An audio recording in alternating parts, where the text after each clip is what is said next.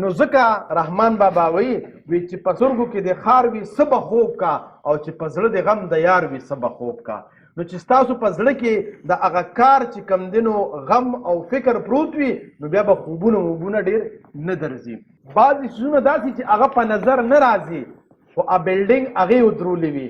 تاسو ته دې کې ګوره دا یو دا بل او چې دې ځای کې هم وي دا پلرې دي که نه. دغه ځای کې تاسو ته پلرې په نظر راځي د بلډینګ کې پلرې په نظر ډېر کمې راځي خو دا بلډینګ څه راټینګ کړی دی دغه پلرو راټینګ کړی دی. نو مطلب د خبرې دا دی چې کله ستاسو په ژوند کې یو جذبه وي یو پیشن وي د دې مثال د پلر دی دا به ستاسو د ژوند بلډینګ راټینګوي او په دې باندې به ستاسو مضبوطیا راځي. او که پیشن هم نه وي نو بیا به اباسین د هوا مارغه دي چې چاونې و د هغه دی. نو څوک به په یو اړخ راکاږي او څوک به په بل اړخ راکاږي او اخر کې به ژوند همدغه شانتې تېر شي.